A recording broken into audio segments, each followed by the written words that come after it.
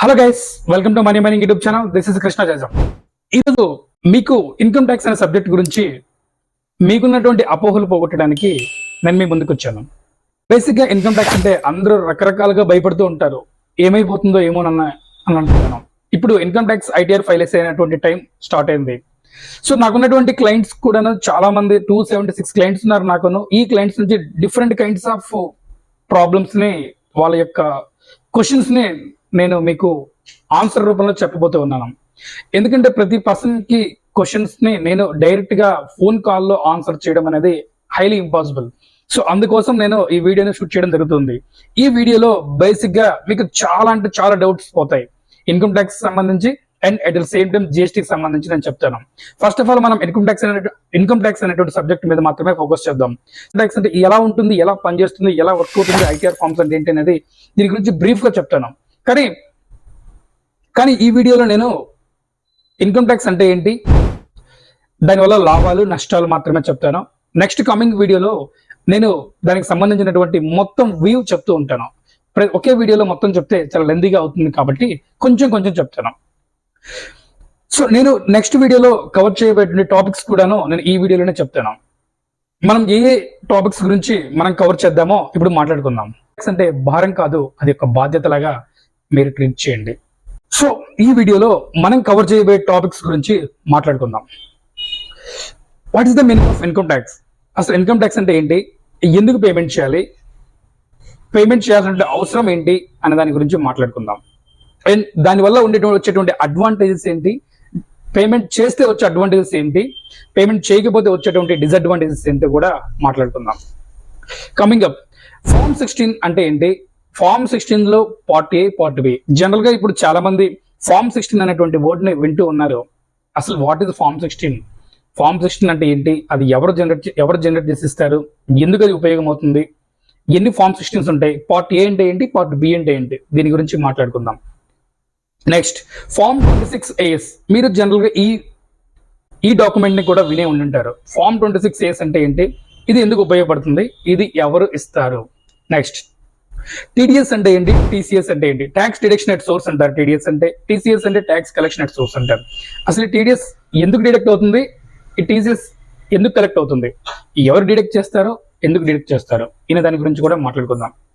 Next income tax notices వస్తుంది. Some times income tax నుంచి notices వస్తాయి.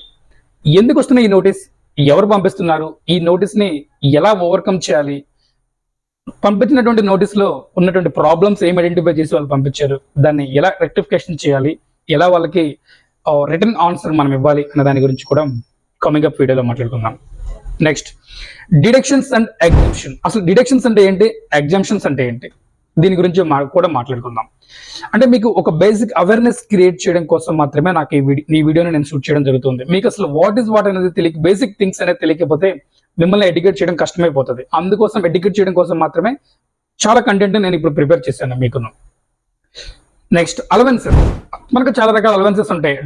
డ్రెస్ అలవెన్సెస్ ఉంటుంది, హెచ్ఆర్ అలవెన్సెస్ ఉంటుంది, ట్రావెల్ అలవెన్సెస్ ఉంటుంది, షూ అండ్ సాక్సెస్ అలవెన్సెస్ కూడా కొన్ని వాటికి ఇస్తూ ఉంటారు. అసలు ఈ అలవెన్సెస్ అంటే ఏంటి, ఇది ఏ సెక్షన్ కింద వస్తుంది, ఇది ఎంత అమౌంట్ మాక్సిమం మనం క్లెయిమ్ చేసుకోవాలనే దాని గురించి కూడా మాట్లాడుకుందాం. నెక్స్ట్ చాలా ఇంపార్టెంట్ అయిన విషయం, CC utilization, credit card utilization. అసలు క్రెడిట్ కార్డ్ అంటే ఏంటో మీకు బాగా తెలుసు, కానీ దాన్ని ఎలా యూటిలైజేషన్ చేయాలి, ఎంత మొత్తంకి మీరు యూటిలైజేషన్ చేస్తే ఇన్కమ్ ట్యాక్స్ కి దొరకకుండా ఉంటారు, ఎటువంటి ప్రాబ్లం ఫేస్ చేయకుండా ఉంటుంది అనే దాని గురించి మాట్లాడుకుందాం. ఎందుకంటే నవేడేస్ క్రెడిట్ కార్డ్స్ అనే యూటిలైజేషన్ అనేది చాలా ఎక్కువైపోయింది. సో ఒక్కొక్క పర్సన్ కి ఒక 5 నుంచి 8 క్రెడిట్ కార్డ్స్ ఉంటాయి. ఈ క్రెడిట్ కార్డ్ నుంచి ఆ క్రెడిట్ కార్డ్కి, దాని నుంచి ఇంకో దానికి, ఇలా పేమెంట్లు చేస్తూ ఉండడం వల్ల మీ యొక్క టర్న్ ఓవర్ వాల్యూ అనేది ఇంక్రీజ్ అవుతూ ఉంది. సో ఇంత ఇంక్రీజ్ అయిన తర్వాత అది ఎందుకు అవుతుంది ఏంటి అనేది దీని గురించి కూడా డిస్కస్ చేద్దాం. Next mutual funds, investment, capital gain or loss.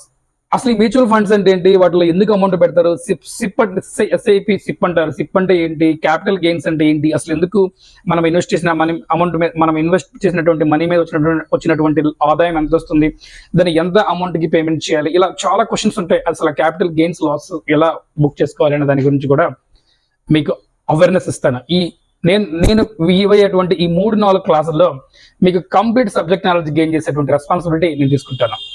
Next ITR forms. ITR 1, ITR 2, ITR 3 అలాగా అప్ టు ఐటీఆర్ 7 వరకు ఉంటుంది. అసలు ఈ ఫార్మ్స్ అంటే ఏంటి? ఈ ఫార్మ్స్ ఏ ఫార్మ్స్ ఎవరెవరికి అవసరం అవుతుంది, ఎందుకు ఈ ఫార్మ్స్ ని మనం చూస్ చేసుకోవాలి, ఏ ఫామ్ ను చూస్ చేసుకోవడం వల్ల ఎలాంటి బెనిఫిట్స్ ఉంటాయి, ఏ ఫామ్ ని ఎవరికి సూట్ అవుతుంది అనేది కూడా మనం తెలుసుకుందాం. నెక్స్ట్ టాప్ 10 మిస్టేక్స్ కూడా నేను చెప్తాను. ఐటీఆర్ ఫైల్ చేసేటప్పుడు మనకు ఎదురయ్యేటువంటి కొన్ని సవాళ్ళు, మనం చేసేటువంటి మిస్టేక్స్, జనరల్ గా అవేర్నెస్ లేని పర్సన్స్ కొంతమంది ఐటీఆర్ రిటర్న్ ఫైల్ చేసి నా దగ్గరికి చాలా కంప్లైంట్స్ వచ్చాయి. యూట్యూబ్ లో ఎక్కడో చూసేసేసి వీడియోలు చూసి ఐటీఆర్ ఫైల్ చేసేదో వాళ్ళకి నోటీసెస్ వచ్చాయి. ఈ నోటీసెస్ లో మేజర్ గా టాప్ 10 ఉన్నటువంటి పాయింట్స్ నేను తీసుకొని చెప్తాను. మీరు మేజర్ మిస్టేక్స్ ఎక్కడ చేస్తున్నారో, ఎందుకు మీకు ఐటీఆర్ ఇన్కమ్ ట్యాక్స్ డిపార్ట్మెంట్ నుంచి నోటీసులు వస్తున్నాయో నేను చెప్తాను. Next point refund related. మీకు ఎవ్రీ మంత్ మీ యొక్క పే స్లిప్ లో కొంత అమౌంట్ అనేది డిడక్ట్ అయిపోతూ ఉంటుంది ట్యాక్స్ రూపంలో. ఎందుకు డిడక్ట్ అవుతుంది, ఈ డిడక్ట్ అయినటువంటి అమౌంట్ ఎక్కడ ఉంటుంది, దాన్ని ఎలా క్లెయిమ్ చేసుకోవాలి, ఎలా రీఫండ్ చేసుకోవాలి, ఎలా మన బ్యాంక్ అకౌంట్ కి ట్రాన్స్ఫర్ చేయించుకోవాలి, మన యొక్క ఎలిజిబిలిటీని బట్టి, మన యొక్క ఇన్కమ్ ని బేస్ చేసుకొని ఇది రన్నింగ్ అవుతూ ఉంటుంది. Next ITR validation. ఈ వ్యాలిడేషన్ అనేది చాలా ఇంపార్టెంట్. వ్యాలిడేషన్ చేసేసి వదిలేసేస్తారు, ఈ ఫైలింగ్ అయిపోయినట్టు అని అనుకుంటారు, కానీ వ్యాలిడేషన్ చేస్తే అయిపోదండి. ఓటీపీతో వెరిఫికేషన్ చేసినప్పుడు మాత్రమే రిటర్న్ సక్సెస్ఫుల్ గా ఫైల్ అవుతుంది. దీని గురించి కూడా మాట్లాడుకుందాం. Next UPI payments, next transfers గురించి. UPI payments, credit card payments, NEFT, RTGS, వేరే ఏ కైండ్ ఆఫ్ మోడ్లో మీరు ట్రాన్స్ఫర్స్ చేసినా సరే మీ బ్యాంక్ అకౌంట్ నుంచి మనీ ఇంకొక బ్యాంక్ అకౌంట్కి, లేదా ఇంకొక బ్యాంక్ అకౌంట్ నుంచి మీ బ్యాంక్ అకౌంట్కి మనీ వచ్చినా సరే, ఎందుకు వస్తుంది, ఎంత వాల్యూమ్ ఆఫ్ మనీ వస్తుంది, మనం ఎంత ట్రాన్సాక్షన్స్ చేస్తే ఇన్కమ్ ట్యాక్స్ డిపార్ట్మెంట్కి దొరకకుండా ఉంటాము అనే దాని గురించి కూడా మాట్లాడుకుందాం. ఏ ప్లాట్ఫామ్లో ఎంతవరకు చేస్తే మనకు ఎటువంటి ప్రాబ్లం లేకుండా ఉంటుంది ఐటీ డిపార్ట్మెంట్ అనేది కూడా మాట్లాడుకుందాం. Next income tax slabs. A kind of slabs income tax లో ఉంటాయి, ఏ కైండ్ ఆఫ్ స్లాబ్ కి ఎంత అమౌంట్ అనేది ట్యాక్స్ పేమెంట్ చేయాలి, ఎంత ఇన్కమ్ మనకు వస్తే మనం ఎంత ట్యాక్స్ కట్టాలి అనేది నేను చెప్తాను. Due dates. ఈ డ్యూ డేట్స్ అంటే ఏంటి, ఎప్పటి లోపల ఫైల్ చేయాలి, ఎప్పటి లోపల ఫైల్ చేయకపోతే మనం ఫైన్ అండ్ పెనాల్టీ ఛార్జెస్ ని యాడ్ అవుతాయో కూడా చెప్తాను. ఈ అన్ని టాప్ మోస్ట్ ఉన్నటువంటి ఈ పాయింట్స్ మొత్తం కూడాను కమింగ్ అప్ వీడియోస్ లో నేను కవర్ చేసుకుంటూ వస్తాను. సో ఈ వీడియోలో ఓన్లీ నేను ఇన్కమ్ ట్యాక్స్ అంటే ఏంటి, దాని యొక్క లాభాలు నష్టాల గురించి మాత్రమే ఈ సెషన్ లో మాట్లాడుకుందాం. కంటిన్యూస్ గా ఈ ఛానల్ ని ఫాలో అవుతూ ఉండండి. మీకు బోల్డ్ అంతా ఇన్కమ్ ట్యాక్స్ సంబంధించినటువంటి అవేర్నెస్ నేను మీకు ఇస్తాను. తర్వాత జిఎస్టీ కూడా ఇవ్వడానికి ట్రై చేస్తాను. నెక్స్ట్ ఇన్కమ్ ట్యాక్స్ అంటే ఏంటి, ఇన్కమ్ ట్యాక్స్ యొక్క అడ్వాంటేజెస్ అంటే ఏంటి, డిసడ్వాంటేజెస్ అంటే ఏంటి, దాని గురించి ఈ వీడియోలో మాట్లాడుకుందాం, ఈ సెషన్ లో మాట్లాడుకుందాం. ఇన్కమ్ ట్యాక్స్ అంటే ఇన్కమ్ మీద వచ్చినటువంటి దానికి మీరు చేసేటువంటి పేమెంట్ నే ఇన్కమ్ ట్యాక్స్ అంటారు. సూటిగా సుత్తి లేకుండా మాట్లాడుకుందాం. ఇన్కమ్ ట్యాక్స్ అంటే మీకు పర్టికులర్ ఫైనాన్షియల్ లో వచ్చినటువంటి ఇన్కమ్ కి మీరు కట్టేటువంటి ట్యాక్స్ నే ఇన్కమ్ ట్యాక్స్ అంటారు. ఒక ముక్కలో చెప్పాలంటే ట్యాక్స్ ఆన్ ఇన్కమ్. మన ఆదాయం పైన వచ్చినటువంటి దాన్ని ట్యాక్స్ రూపంలో కడతాం, దీన్నే ఇన్కమ్ ట్యాక్స్ అంటారు. 2,50,000 రూపాయల వరకు ఇన్కమ్ వచ్చినటువంటి ఎవరికి కూడాను ఇన్కమ్ ట్యాక్స్ వర్తించదు. వాళ్ళు ఎటువంటి ఇన్కమ్ ట్యాక్స్ ప్రూఫ్లు చూపించాల్సిన అవసరం లేదు గవర్నమెంట్ ఆఫ్ ఇండియాకి. ఎందుకంటే అంతవరకు ఎగ్జంప్షన్ ఇచ్చింది. వాళ్ళు రిటర్న్ ఫైల్ చేయాలా చేయకూడదా అంటే వాళ్ళ ఇష్టం, ఫైల్ చేయొచ్చు చేయకపోవచ్చు. కానీ ఒకసారి ఇన్కమ్ ట్యాక్స్ వెబ్సైట్ లో మీరు ఐటీఆర్ ఇన్కమ్ ట్యాక్స్ రిటర్న్ అనేది ఫైల్ చేస్తూ ఉంటే ఎవ్రీ మంత్ మీ ఇన్కమ్ తక్కువ వచ్చినా ఎక్కువ వచ్చినా సరే ఎంత అమౌంట్ అయితే వచ్చిందో అంత అమౌంట్ ని మీరు డిక్లేర్ చేయాలి. ఖచ్చితంగా మీరు డిక్లేర్ చేయాలి. డిక్లేర్ చేయకపోతే మీరు కమింగ్ అప్ ఫైనాన్షియల్ ఇయర్ లో మీకు ఎక్కువ వచ్చినటువంటి అమౌంట్ ని ఎక్కడి నుంచి వచ్చిందనే సోర్స్ ఆఫ్ ఇన్కమ్ ని మీరు చూపించడానికి మీ దగ్గర ఎవిడెన్స్ అనేది ఉండదు. సో అందుకని ఖచ్చితంగా మీరు ప్రతి సంవత్సరం మీకు వచ్చినటువంటి ఆదాయం అయితే ఆదాయం, లాస్ అయితే లాస్, కంపల్సరీ గవర్నమెంట్ ఆఫ్ ఇండియాకి మీరు డిక్లేర్ చేయడం అనేది చాలా మంచిది. ఎవరెవరు వేయాలి ఈ ఇన్కమ్ ట్యాక్స్ అంటే, ఎవరైనా కానీ వాళ్ళ యొక్క సంవత్సరం ఆదాయము వార్షిక ఆదాయం అంటారు. ఫైనాన్షియల్ ఇయర్ లో వాళ్ళు ఎర్న్ చేసినటువంటి అమౌంట్ ఏదైతే ఉందో ఆ అమౌంట్ మోర్ దెన్ 2.5 lakh ఎగ్జీడ్ అయింది అంటే ఇప్పుడు declare your returns in to the government of India. ఈ వెబ్సైట్ లో మీరు ఇన్కమ్ ట్యాక్స్ మీ యొక్క ఆదాయాన్ని ఖచ్చితంగా మీరు డిక్లేర్ చేయాలి. ఇలా డిక్లేర్ చేయడం వల్ల మీకు బెనిఫిట్స్ చాలానే ఉంటాయి. అండ్ డిసడ్వాంటేజెస్ అంటే కూడా కొన్ని ఉంటాయి, అవి నేను మీకు చెప్పాను. ఇన్కమ్ ట్యాక్స్ అంటే ఏంటో చెప్పాను, ఇది ఎవరెవరికి వర్తిస్తుందో చెప్పాను. దీని స్లాబ్ గురించి నెక్స్ట్ వీడియోలో చూద్దాం. అండ్ దీని అడ్వాంటేజెస్ డిసడ్వాంటేజెస్ గురించి మాట్లాడుకుందాం. మేజర్గా ఇన్కమ్ ట్యాక్స్ పేమెంట్ చేయడం వల్ల ఉండేటువంటి అడ్వాంటేజెస్ ఏంటి, లాభాలు ఏంటి? First, easy to get the loan వస్తుంది. మీరు లోన్ కి డాక్యుమెంట్ సబ్మిట్ చేసినప్పుడు మీ యొక్క బ్యాంకర్ మీ యొక్క ఐటీఆర్ కాపీస్ ని సబ్మిట్ చేయమంటారు లాస్ట్ 3 years. మీరు ITR income tax return file చేస్తేనే కదా మీ ఐటీఆర్ కాపీస్ మీకు వచ్చేది. సో మీరు ఇన్కమ్ ట్యాక్స్ రిటర్న్ అనేది ఫైల్ చేస్తే లాస్ట్ 3 years ఫైల్ చేసినటువంటి రిటర్న్ డాక్యుమెంట్ కాపీస్ తీసుకెళ్ళిపోయి బ్యాంకర్ కి సబ్మిట్ చేయడం వల్ల ఖచ్చితంగా మీకు లోన్ వచ్చే అవకాశం ఎక్కువ పాసిబిలిటీస్ ఉంటాయి, మీ సిబిల్ బాగున్నట్టయితే. సిబిల్ అనేది మీ యొక్క ట్యాక్స్ విల్లింగ్ టు పే క్యాపబిలిటీని బట్టి డిపెండ్ అయి ఉంటుంది. ఈ సిబిల్ అనేది ఎప్పుడు ఒకలా ఉండదు, కొంచెం స్లైట్ గా ఫ్లక్చువేట్ అవుతూ ఉంటుంది. మీరు లోన్స్ కానీ క్రెడిట్ కార్డ్ బిల్స్ కానీ ఇంకా ఏవైనా మీ మీద ఉన్నటువంటి లైబిలిటీస్ ఏదైతే ఉందో అవి ఆన్లైన్ లో మీరు పేమెంట్ చేస్తున్నట్టు అయితే మీ యొక్క సిబిల్ అనేది ఇంక్రీజ్ అవుతూ ఉంటుంది. మీరు ఎప్పుడైతే పేమెంట్స్ అనేది కంప్లీట్ గా స్టాప్ చేశారో మీ సిబిల్ అనేది డిక్లైన్ అవుతూ ఉంటుంది, అంటే పడిపోతూ ఉంటుంది. ఇలా పడిపోవడం వల్ల మీకు లోన్కి ఎలిజిబిలిటీ రాదు. సో మీ సిబిల్ కూడాను మీరు ఇన్కమ్ ట్యాక్స్ రిటర్న్ ఫైల్ చేయడం వల్ల అండ్ క్రెడిట్ కార్డ్ స్వైప్ చేసి మీరు యూటిలైజేషన్ షాపింగ్స్ వాటికి యూటిలైజేషన్ చేయడం వల్ల సిబిల్ కూడా ఫ్లక్చువేట్ అవుతూ కొంచెం అవుతూ ఉంటుంది. నెక్స్ట్, వేరే ఏదైనా కంట్రీకి మీరు వెళ్ళాలన్నా లేదా వేరే కంట్రీ నుంచి మీరు ఇక్కడికి రావాలన్నా వీసా ఒకటి కావాలి, ఆ కంట్రీ యొక్క వీసా కావాలి. ఈ వీసా కూడాను ఐటీఆర్ ఫైల్ చేసిన వాళ్ళకి మాత్రమే ఈ వీసాస్ ఇస్తారు, వాళ్ళు మాత్రమే వేరే కంట్రీస్కి వెళ్ళడానికి పాసిబిలిటీ ఉంది. వీసా చాలా తొందరగా దొరికేటువంటి అవకాశం ఈ రిటర్న్ ఫైల్ చేసిన వాళ్ళకి మాత్రమే, ఇది ఒక అడ్వాంటేజ్. రీఫండ్, మీరు పర్టికులర్ ఫైనాన్షియల్ ఇయర్ లో మీకు డిడక్ట్ అయినటువంటి అమౌంట్ యాజ్ ఎ టీడీఎస్ రూపంలో కానీ టీసీఎస్ రూపంలో కానీ అమౌంట్ కట్ అయిపోయి మీకుంటే మీరు రిటర్న్ ఫైల్ చేయడం ద్వారా గవర్నమెంట్ ఆఫ్ ఇండియాకి మీరు కట్టాల్సిన దానికంటే ఎక్కువ కట్టారంటే మీ అమౌంట్ మీకు తిరిగి మీ బ్యాంక్ అకౌంట్ కి రిఫండ్ రూపంలో వస్తుంది. ఒకవేళ మీరు కట్టాల్సింది ఇంకా ఎక్కువ ఉందనుకోండి, మీరు కట్టినటువంటి అమౌంట్ డిడక్ట్ అయిపోగా రిమైనింగ్ అమౌంట్ ఏదైతే ఉందో అది మీకు పేమెంట్ చేయమని ఇంటిమేట్ చేస్తుంది. నెక్స్ట్, ఇన్కమ్ ప్రూఫ్ గా కూడాను మీ ఇన్కమ్ ట్యాక్స్ రిటర్న్ ఫైలింగ్ చేసిన document so particular financial year లో నాకు ఇంత అమౌంట్ ఇంత అనేది నాకు వైట్ లో నా మనీ ఉంది అనేది చూపించుకోవడానికి చాలా ఈజీగా ఉంటుంది. నీ ఎక్స్పెన్సెస్, నీ ఇన్కమ్ అండ్ మీకు డిడక్షన్స్ ఇవన్నీ కూడాను చాలా ఈజీగా ప్రతిదీ క్రిస్టల్ క్లియర్ గా డాక్యుమెంటేషన్ రూపంలో క్లౌడ్ స్టోరేజ్ లో ఇన్కమ్ ట్యాక్స్ క్లౌడ్ స్టోరేజ్ లో దాగి ఉంటుంది. సో ఎప్పుడైనా మీ మీద ఏదైనా ఫ్రాడ్ గానీ రైట్ గానీ జరిగింది అంటే ఇమీడియట్ గా మీ ఐటీఆర్ కాపీ చూస్తే సరిపోతుంది. మీకు ఆదాయం ఎంత వచ్చింది, మీ దగ్గర ఎంత ప్రాపర్టీ ఉంది. సిబి కానీ ఇంకేదైనా వాళ్ళు అప్పుడప్పుడు దాడులు చేస్తూ ఉంటారు, ఇన్కమ్ ట్యాక్స్ రైట్స్ అంటూ ఉంటారు.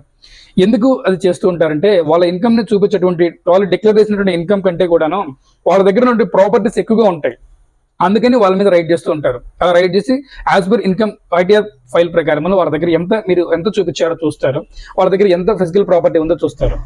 ఫిజికల్ ప్రాపర్టీ కానీ క్యాష్ కానీ గోల్డ్ కానీ ప్రతిదీ ఎస్టిమేట్ చేసి మనం డిక్లరేషన్ చేస్తాం కాబట్టి మనకు తెలిసిపోతూ ఉంటుంది. అలా చేయకపోవడం వల్ల మిగిలినటువంటి దాన్ని మొత్తాన్ని వాళ్ళు సీజ్ చేస్తారు. And at the same time మనకు క్రిమినల్ కేసులు కూడా పెట్టేటువంటి ఛాన్సెస్ కూడా చాలా ఎక్కువగా ఉంది. సో ఇంకా మేజర్ బెనిఫిట్స్ ఏంటంటే మన ఇంటి దగ్గర నుంచి రకరకాల ఏరియాలకు ట్రాన్స్పోర్ట్ చేస్తూ ఉంటాం లేదా ట్రావెల్ చేస్తూ ఉంటాం.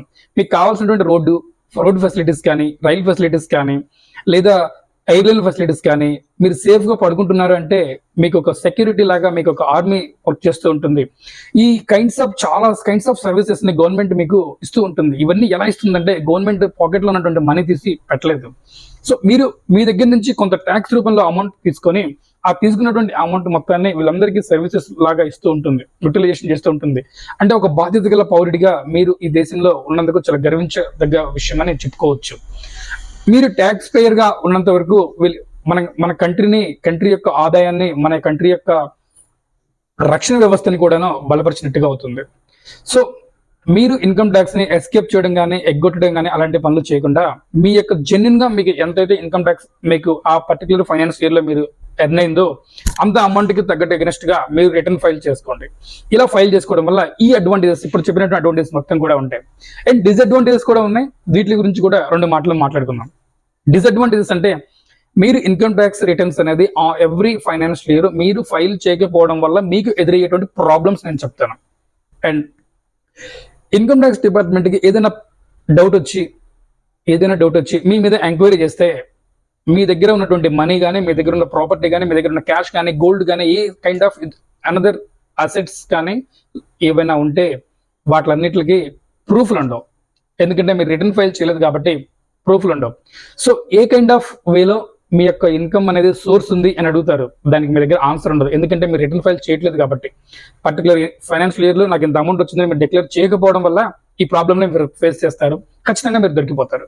నెక్స్ట్, లోన్స్ అనేది పక్కగా రాదు, 100% ఇట్స్ ట్రూ, జీరో. మీరు గిన బ్యాంక్కి వెళ్ళారంటే మీకు లోన్స్ ఇచ్చే పరిస్థితుల్లో బ్యాంకులు ఉండవు. ఐటీఆర్ కాపీ లేకుండా ఏ బ్యాంక్ కూడా మీకు లోన్ ఇవ్వదు. సో మీరు ఏ ఫైనాన్షియల్ ఇన్స్టిట్యూషన్స్ నుంచి లోన్ తీసుకునే ఫెసిలిటీ మీకు లేదు. నెక్స్ట్ పాయింట్, క్రెడిట్ కార్డ్ కూడా మీకు రాదు. ఇన్కమ్ ప్రూఫ్ అనేది ఐటీఆర్ కాపీ మీకు లేకుండా మీకు ఏ క్రెడిట్ కార్డు కూడా ఎవరు ఇవ్వడానికి కూడా ఇష్టపడరు. మీకు చాలా రకాల నోటీసెస్ కూడా బ్యాంక్ నుంచి మీకు వస్తాయి. మీ బ్యాంక్ అకౌంట్ హోల్డింగ్ అని సస్పెండ్ కానీ అవుతుంది. ఎందుకు అవుతుంది అంటే మీరు ఐటీఆర్ ఫైల్ చేయకపోవడం వల్ల మీ యొక్క అమౌంట్ ఏదైతే ఉందో అమౌంట్ అనేది బ్యాంక్ లో హిట్ అయినటువంటి అమౌంట్ కి అగెన్స్ట్ గా మీరు రిటర్న్ ఫైల్ చేయకపోతే ఖచ్చితంగా మీ బ్యాంక్ అకౌంట్ ఏదో ఒక రోజు సీజ్ అవుతుంది, లేదా డెబిట్ ట్రాన్సాక్షన్స్ మొత్తం హోల్డింగ్ అవుతూ ఉంటుంది. దీనికి సంబంధించినటువంటి ఎక్స్ప్లెనేషన్ మీరు బ్యాంకర్ కి లేదా బ్యాంక్ మేనేజర్ కి మీరు చెప్పుకోవాల్సిన అవసరం ఎంతైనా ఉంటుంది. Next, you are not a responsible person as a citizen of India అన్నట్టు, మీరు ఈ దేశంలో ఒక రెస్పాన్సిబుల్ పర్సన్ గా మీరు ఉండలేరు, ఎందుకంటే you are not a tax payer. మీకు బాధ్యత లేకుండా ప్రవర్తిస్తున్నారనే చెప్పుకోవచ్చు. ఒక రెస్పాన్సిబుల్ సిటిజన్ కి ఒక రెస్పాన్సిబుల్ లేనటువంటి సిటిజన్ కి డిఫరెన్స్ కూడా ఇక్కడే తెలిసిపోతుంది. మీరు ఏ యూటిలైజేషన్, ఏ గవర్నమెంట్ ఆఫ్ సర్వీస్ ని మీరు వాడుకున్నా సరే, ఒక పబ్లిక్ కాకుండా ఒక పబ్లిక్ సెక్టర్ లో ఉన్నటువంటి ఏ సర్వీస్ ని మీరు యూటిలైజేషన్ చేసుకున్నా అది మొత్తం మీ దగ్గర నుంచి కలెక్ట్ చేసిన ట్యాక్స్ నుంచి వచ్చినటువంటి అమౌంట్ తో అని మాత్రమే మీరు గుర్తుంచుకోండి. అలా లేదు అంటే మీరు పేమెంట్ చేయకుండా గానీ, మీరు ఐటీఆర్ డిక్లరేషన్ చేయకుండా గానీ ఉన్నట్టయితే, మీరు ఇన్కమ్ ట్యాక్స్ ని ఎగ్గొట్టడానికి ఎక్కువగా వేస్ ని మీరు ఎత్తుకుంటూ ఉన్నారు అంటే మీరు ఆ కైండ్ ఆఫ్ సర్వీసెస్ ని కూడా యూటిలైజ్ చేసుకోవడానికి you are not a correct person అన్నట్టుగా కూడా చెప్పొచ్చు. సో ఇవన్నీ కంప్లీట్ గా అడ్వాంటేజెస్ అండ్ డిసడ్వాంటేజెస్ మీరు ఇన్కమ్ ట్యాక్స్ రిటర్న్స్ అనేది ఫైల్ చేయకపోతే. హోప్ గైస్ మీకు ఈ వీడియో చాలా బాగా నచ్చిందని అనుకుంటున్నాను. మిమ్మల్ని ఇంకా ఇన్కమ్ ట్యాక్స్ అనేటువంటి సబ్జెక్ట్ లో కమింగ్ అప్ వీడియోస్ లో మిమ్మల్ని ఎడ్యుకేట్ చేయడానికి ముందుంటాను. ఈ వీడియో మీకు యూజ్ఫుల్ గా అనిపిస్తే సబ్స్క్రైబ్ చేయండి, అండ్ మరికొంతమందికి షేర్ చేయండి. మీకు ఉన్నటువంటి ఏ కైండ్ ఆఫ్ డౌట్స్ అయినా మీరు కామెంట్ రూపంలో తెలపండి. ప్రతి కామెంట్ కి కూడాను నేను రిప్లై ఇస్తాను. Thank you so much. Thank you. Have a nice day.